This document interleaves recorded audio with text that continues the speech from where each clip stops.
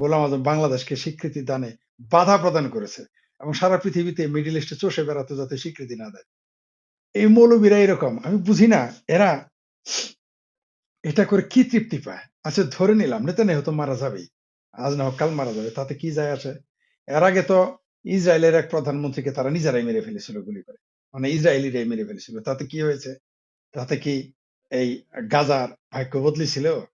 না মিডল ইস্টের ভাগ্য বদলেছে? না ইরানের ভাগ্য বদলে গেছে?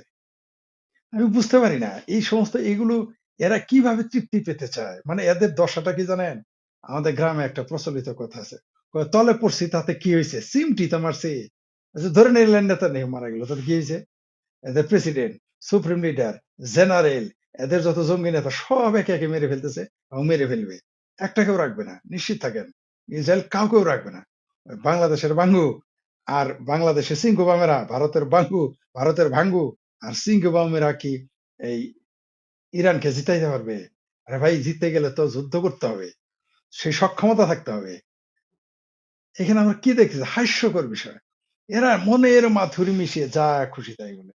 ৫৭ টা মুসলিম দেশ একটাও তার সাথে একযোগে লাগলেও পারবে না। সে জায়গায় এক ইরান ইসরায়েলকে কি করবে? নেতানিয়াহু মারা গেলে তাতে কি? এর আগেও তো আমরা দেখেছি যখন ইসরায়েলের ১২০০ নারী পুরুষকে হত্যা করেছিল এবং কিছু নারী পুরুষকে শিশুকে বন্দী করেছিল এবং ধর্ষণ করেছিল। তখন এরা কত খুশি হয়েছিল। ফলাফল কি হয়েছে? গাজা এখন খালি। গাজা এখন সিঙ্গারা হয়ে গেছে।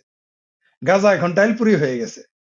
এখন কিন্তু আর কথা বলে না। ১ম এ খুব আলহামদুলিল্লাহ, সুবহানাল্লাহ, আমিন, আমিন বলেছে। তারপরে মাশাআল্লাহ, ইন্নালিল্লাহ পড়া শুরু করলো আর বলল, "গাজার জন্য টাকা দেন, পয়সা দেন।" না খায় আছে। ইরানের দশাও কিন্তু তাই হবে। কিছুই হবে না। কি হবে? ইরান কিভাবে পারবে? ইরান ইসরায়েলের সাথেই পারবে না। কোথায় আমেরিকা? আমেরিকার সাথে পারবে? এই সমস্ত হাস্যকর যে বক্তব্য, চিন্তা ভাবনা, চেতনা এই দেশে যে প্রচার করে ইউটিউবে কি মজা পায়। দেখি অনেক বুদ্ধিজীবীরা তো ভয়েই লেখে না। মানে দিন শেষে ভিতরে, ভিতরে মুসলমান মনে করে যে জিতে ফেলেছি। আর আর মনে করেন কিছু চিঙ্কুবাম আছে তারা মুসলমান হোক আর না হোক। তাদের ভিতরে চিঙ্কুবামীয় চেতনা জেগে ওঠে। এই চিঙ্কুবামীয় চেতনা আর এই আপনার এই মুসলমান যারা আছে এরা মনে করে জিতাই ফেলছে, জিতাই ফেলছে। আমরা কিন্তু সাদ্দামেরও এরকম প্রতিদিনই প্রতি মিনিটে জিতাইতে দেখতাম। আমরা এর আগে দেখেছি। আমার স্পষ্ট মনে আছে। আপনার যত গল্পই করেন আমি জানি কিছুই হবে না। ইরান তামা, তামা হয়ে যাবে। দিন শেষে এই ইরানের আমি বারবার বলে আসতেছি। দিন শেষে ইরানকেই গালি দিবে। বাঙ্গুরাও গালি দিবে, ভাঙ্গুরাও গালি দিবে, পাঙ্গুরাও গালি দিবে। এমনকি এই চিঙ্গোবামেরাও একসময় গালি দিবে। বলবে কি জানেন? "ও ইরান ছিল না আমেরিকার চর।" বলবে ইরান ছিল না ইসরায়েলের দালাল ভেতরে, ভেতরে ছিল। গুপ্ত ইরানি, গুপ্ত ইসরায়েলি, গুপ্ত ইসরায়েলি এগুলো বলবে দেখেন। ওই যে গুপ্ত শিবির, পাওয়া যায় না গুপ্ত জামাত। একসময় এরা বলবে এগুলো ছিল গুপ্ত, গুপ্ত। যে ইরানের ইচ্ছা এক মৌলবি তো বলেই দিয়েছে। মৌলবিটার নাম ভুলে গেছি। নামের শেষে মাদানি নাকি পেদানি লেখা। সে লিখেছে, সে তার ভাষণে বলেছে যে মধ্যপ্রাচ্যে যে আমেরিকা ঘাঁটি করেছে এগুলোর জন্য নাকি ইরান দায়ী। ঠিক তেমনি ইরানের মানে যখন মধ্যপ্রাচ্যে অনেক কিছু ঘটে যাবে, বহু কিছু ঘটবে। এই যুদ্ধ অনেক জায়গায় নিয়ে যাবে। এই যুদ্ধে অনেক রাষ্ট্রের শুধু মধ্যপ্রাচ্যে না, অনেক জায়গার নেতা বিরোধী দলীয় নেতা হয়ে যাবে। অনেক বিরোধী দলীয় নেতা সরকারি দলীয় নেতা হয়ে যাবে। অনেক দেশের সরকার বদলে যাবে, পরিবর্তন হবে। দেখতে পারবেন কত খেলা যে ঘটবে। সেটা অর্থনৈতিক কারণে ঘটবে, রাজনৈতিক কারণে ঘটবে, বহুবিধ কারণে ঘটবে। সবচাইতে মজার বিষয় কি জানেন? এই যে আজকে দেখতেছেন এখন তো কিছুই না। এখন তো ইরানের পক্ষে কিছুই না। বাংলাদেশের ৬৪ জেলায় একটা করে মিছিল হইছে, হয় নাই? আর সাদ্দামের জন্যে বাংলাদেশের ৬৪ জেলায় না, বাংলাদেশের ৫৬০ টা উপজেলায় প্রতিদিনই মিছিল হইতো। শুক্রবার শুধু না, প্রত্যেক দিন একবার করে মিছিল হইতো। আর বলতো, "আমরা সবাই সাদ্দাম সেনা ভয় করি না বুলেট বোমা। আমরা সবাই সাদ্দাম সেনা ভয় করি না বুলেট বোমা।" এগুলো বলে, বলে মিছিল করতো আমি দেখেছি। তারপরে মিছিল হইল যে আ যে এই তো শেষ, আমেরিকা শেষ। মানে ইসরায়েল তো দূরের কথা, আমেরিকাই শেষ। খতম। আমেরিকা টিকবে না। এই দুনিয়া থেকে নামও নিশানা মুছে যাবে। কত হাদিস, কোরআন, কত ব্যক্তির ভবিষ্যৎবাণী, কোন গ্রন্থ কত ১০০ বছর আগে কি লেগেছে, আলিফ নামে একটা অক্ষর থাকবে। সেই আলিফ নামের কি আরব নামে কি মানে কত রকম হাদিস কি যেন এই সাদ্দামের নামের সাথে মিলিয়ে, ইরাকের সাথে মিলিয়ে অক্ষর দিয়ে কি যেন লিখতো। বলতো যে এই তো শেষ। এইখান থেকে এই আসবে, সেই আসবে, শেষ হয়ে যাবে। কিন্তু আমরা কি দেখলাম? যারা আমেরিকা শেষ হওয়ার জন্য মিছিল করছে তাদের পোলাপান আমেরিকা থাকে, নয় তারাই আমেরিকা থাকে। তো এইটাও তাই। বাংলাদেশের বেলাও তাই। এই বাংলাদেশে সরি ইরানের বেলাও তাই ঘটবে। ইরান এত কথা হইতেছে কিছুই হবে না। নেতানিয়াহু মারা গেছে এর জন্য কত খুশি। বাংলাদেশের আমি একটা কলাম লিখেছি। সেখানে বলেছি, প্রত্যেকটা মুসলমানই ইসরায়েলের ধ্বংস চায়। কেন চায়? পৃথিবীতে কোন ধর্ম আছে আরেক ধর্মের মানুষের ধ্বংস চায়? নাই। এই একটা দলই মানসিকভাবে ঢুকে গেছে মগজে। আবার এর মধ্যে আরেকটা আছে যে কি গজওয়াতুল হিন্দ করবে। একটা শ্রেণী, সব না। আরবের মুসলমান কিন্তু বলে না গজওয়াতুল হিন্দ করবে। কাতারের মুসলমান, দুবাইয়ের মুসলমান কোনদিন বলে না গজওয়াতুল হিন্দ করবে। পাকিস্তানের, বাংলাদেশের মুসলমানরা সারাদিন গজওয়াতুল হিন্দ, গজওয়াতুল হিন্দ। গজওয়াতুল হিন্দ করতে, করতে গজওয়াতুল পাকিস্তান হয়ে যাইতেছে গা। খুব শীঘ্রই আফগানিস্তান গজওয়াতুল পাকিস্তান করবে অথবা ইরানি গজওয়াতুল পাকিস্তান করবে। অথবা খোদ ইসরায়েলি একসময় গজওয়াতুল পাকিস্তান করবে। এরা আত্মতৃপ্তি পেতে চায়। ওই যে বললাম জামালপুরের গল্প। নিচে পড়ে থাকবে। নিচে মনে করেন মানে তলে পড়ে, আমাদের জামাল ভাষা বলে তলে পইড়া মনে করেন বদবায়ু ত্যাগ করতে থাকবে। তারপরেও কি বলবে জানেন?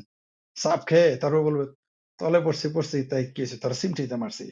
যখন সে উঠে দাঁড়াবে বলবে, "আমি জিতছি।" কিভাবে? চিমটিতে মারছিলাম। এরকম দশা আরকি। আমাদের একটা ঘটনা বলি তাইলে। আমার একটা বন্ধুর ঘটনা। মানে সত্য ঘটনা। আমার এই বন্ধু হয়তো একসময় শুনবে। আমার বন্ধু আর আমার বন্ধুর ভাগিনা এক লোকেরে মারতে গেছিল। তো রাতের বেলা মারতে গেছে। এটা অনেকে যারা আমার এলাকার আমার বন্ধু-বান্ধব সবাই ঘটনা জানে। এটা হাসাহাসি করবে আমি জানি। আমার খুব ঘনিষ্ঠ বন্ধু। তো আমার বন্ধুর ভাগিনা এক লোকেরে মারতে গিয়ে এক লোক আর তার ছেলেকে মারতে গেছিল।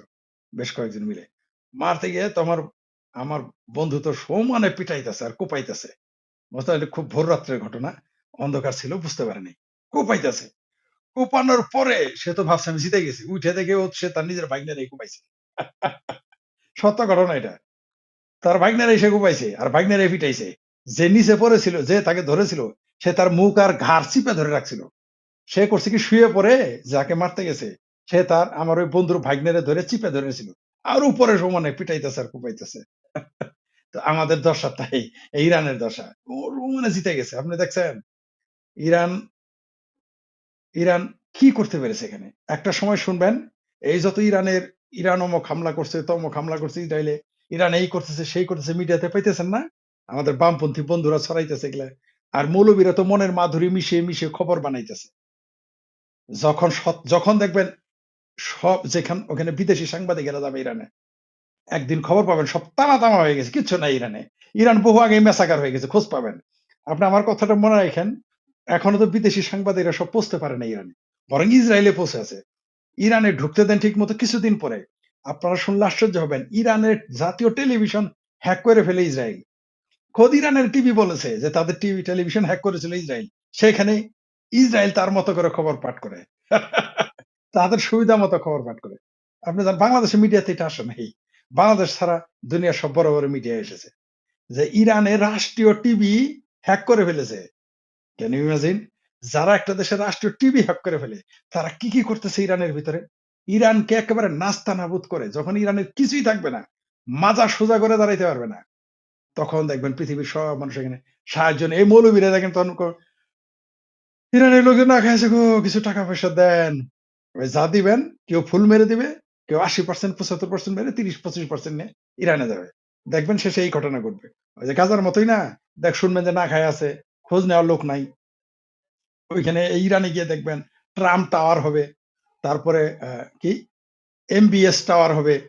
দুবাই গিয়ে টাওয়ার বানাবে। দেখবেন এই ইরান দখল করার পরে এগুলো ঘটবে। আর এই যে ইরানে যে বোমা মেরে মেসাকার মেরে ফেলতেছে। এই বিল্ডিং গুলোর কন্ট্রাক্টরি কে পাবে জানেন? আমেরিকার যারা পক্ষের শক্তি, মিত্র শক্তি, তাদের দেশের কন্ট্রাক্ট গুলো পাবে।